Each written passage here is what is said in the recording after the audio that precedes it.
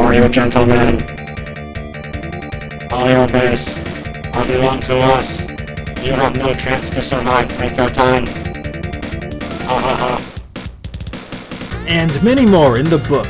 A Winner Is You. From All Your Base Belong to Us, This Guy Are Sick, and Mad Skills, baby. So prepare to laugh and cringe at some of the funniest and most horrible video game quotes that ever graced the silver screen.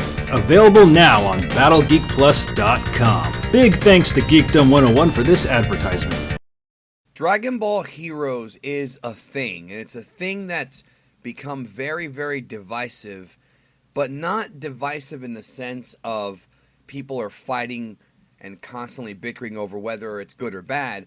That's not what I mean by divisive. It's more so the fact that the divisiveness in this instance is more so grand apathy, aka some people don't give a crap about Dragon Ball Heroes and some are willing to give it a chance. But I've never really met somebody, at least since the Prison Planet arc began, who's completely fallen in love with the Dragon Ball Heroes Prison Planet manga and anime. There's just nobody I've met at all. And I talk to a lot of people, I read a lot of comments, and people just, I haven't seen anyone who's truly 100% enthralled with this promotional anime. I know some people, they think it's cool, they dig it, they watch it, it's only like 8 to 10 minutes long, while others just don't care. And I find it interesting that in a community that's pretty much, I hate to say it, but is always fighting over something or debating over something, whether it be dub and sub, what music you like more, what character's stronger, anime versus manga, old Toriyama, new Toriyama, old Bardock, new Bardock. When it comes to Dragon Ball Heroes, there's people who have shown interest, and then there are some that just don't care. But I noticed that people are showing less and less interest as time goes by. And I think everything that has shaped the opinions of Dragon Ball Heroes to a lot of people, I think really began with that first episode, that first Super Dragon Ball Heroes promotional anime episode. Now, I, for one, knew what Dragon Ball Heroes was before it even started, with the Prison Planet arc. I knew it was going to be a promotional anime. I knew the episodes would be not as long as a traditional television anime length, they would be shorter. And I knew it was solely created to promote the video game. And that's really a part of the problem, is that there's an anime that's promoting a video game that the majority of people outside of Japan cannot play. They can't play it. And yes, there's lots of rumors about Dragon Ball Heroes being localized, and I hope it does, but is the localization and the translation of Dragon Ball Heroes really going to change things when it comes to the Prison Planet arc? And I'm not so sure that it will at this point. There's a lot of things to criticize about Dragon Ball Heroes. And when I say Dragon Ball Heroes, I want to make clear I'm talking about the promotional anime and promotional manga, the Prison Planet stuff, not the actual game. I have actually never played the game. I know a lot about the lore. I've talked to people about it. I'm familiar with the game, but I've never actually gotten my hands on it. And when I go to Japan, I'm going to play it, or I'm going to hope to play it. I'm going to play it. I mean, if I see it, I'm sure I'll find it. I'll actively try to find it. And if they get localized, I'll play that too. But I don't live in Japan. Most of you guys who are watching this don't live in Japan. So the big question is, why should we care? And really, that is, I think, the main issue with Super Dragon Ball Heroes, or at least one of the big issues, is that they never really gave us a reason to care. Now, when it was first announced, I think what was happening was a lot of Dragon Ball fans who missed Dragon Ball Super, because at the time Super had been off the air for a couple of months, I think people wanted to get something sort of like a little appetizer before the Broly movie in December. And I think they wanted to watch Heroes, and I think there were a lot of big promises made. We had that huge, poster that came out that featured Blue versus 4. And I think a lot of Dragon Ball fans, regardless of your opinions on GT or Super or whatever the case is, would at least be down to give that a try. I think they had a good idea as far as marketing went in promoting 4 versus, Blue, aka GT versus Super, as the early parts of the episode. Plus, showing Vegito Blue Kaioken, I think, was a good idea because a lot of people love Vegito and Fusion and, stuff like that. It's always going to be like that. People are going to like that kind of stuff. And I think where they really screwed up was with that first episode. I think that first episode left a bad taste in people's mouth, because even though there was still confusion about what Dragon Ball Heroes was and why it existed among a lot of people, I think if they had delivered in that first episode, I think it would have been tremendously differently viewed, if that makes sense. I like Cumber. I think a lot of fans love Cumber and like what he represents as far as how strong he is. He's kind of one-dimensional, but he has some kind of secret backstory that hasn't been revealed yet.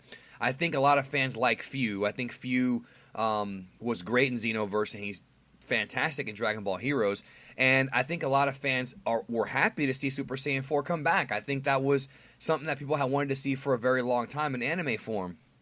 And when the episode actually aired, I mean, there were a lot of criticisms. For one, people were saying that the episodes were too short. Now, I made it very clear that they were going to be promotional anime episodes. I didn't know they were going to be 8 minutes or 9 minutes or whatever. I knew they would be short. I expected 12 to 15, not 8 to 9. And I think some folks were bothered by that, the ones that wanted more. Then you've also got the people who were criticizing the animation, because Tadayoshi Yamamuro was the one working on the Heroes anime, and as a result of that, and I guess the production schedule for this thing, it just comes off very stiff. I don't think it looks terrible. I've seen some, people who are more into the animation side of things really pick it apart. I think it looks fine. I mean, it's not too different from how Super looked, especially closer to like the beginning of the Tournament of Power. But saying that it didn't look stiff, I mean, it definitely did look stiff to me. But I think putting all that aside, we got Cooler coming back in a big role. I think people like the fact that there are movie characters from the past that are coming back. Obviously, Broly being the big one in the theatrical Broly movie, but Toriyama's got his hands all over that. Toriyama, from what we understand, isn't really whatsoever involved in this Heroes anime at all. This is Yamamuro and whoever the writers are, which I'm not even familiar with them, to be honest with you. I never bothered to look into it, and I'm going to tell you why in a minute. So, it's interesting because Dragon Ball Heroes has always been a fan servicey thing. It's always been, what if battles, bringing back King Vegeta, Bardock. It's always been something that's just been total fan service to bring back favorite characters, or maybe even not so favorite characters, and do wacky crossovers and, combine movies with GT, with Super, with Z, with all that stuff. That's what Heroes has always been. And I don't think Heroes being fan servicey was really an issue, because if you look at Dragon Ball Super, it's fan servicey as well. I mean, they brought back Trunks, they brought back Frieza, they're bringing back Broly, they brought back Vegito Blue, they introduced Kale. These things were done by the staff at Toei and Shueisha because they knew how popular the characters were. That was done on purpose. It wasn't just, for story reasons. It was actually done because they knew the popularity of these characters. Obviously, with Heroes, we've got Super Saiyan 4, which does have a following. We've got things like that. Cooler, another popular character. But I think where they really screwed the pooch was that fight between Blue and 4. If you're going to promise fan service, if you're going to promise the fans something that it's a crossover, an epic event, and you promote it as such, even though we knew it was promo anime still, and then you deliver on a very lackluster first episode where the fight between Goku and Zeno Goku was literally less than, a minute and a half? It was a nothing fight. We're expecting 4 and Blue to have this epic clash, GT versus Super that we've been discussing for a while just as fans. There's fan manga that showcase these fights. There's even the official Dragon Ball Heroes Prison Planet manga.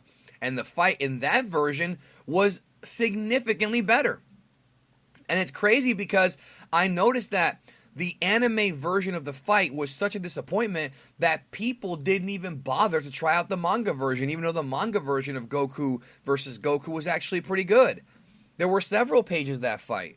I feel like in episode 1 of Heroes, that little bit that they gave us was crap. I mean, it really was crap. It's like there was, I understand having like a 9-minute episode, but I feel like they could have devoted more time to that fight and maybe planned things out better and maybe even dedicated an entire, 6-minute chunk or maybe even, 7-minute chunk to that fight and really giving us something special. And when the episode first aired, I remember saying, okay, well, let's wait and see what happens. That's something that I always do. I try to give Dragon Ball the benefit of the doubt. And I did that with Super, which is why if you listen to my Super reviews and then my arc recaps, I'm usually a lot harsher on the arc recaps than I am on the reviews because they were weekly reviews done as the episodes aired. I didn't know if, storylines were going to get dropped or if they were going to continue this later.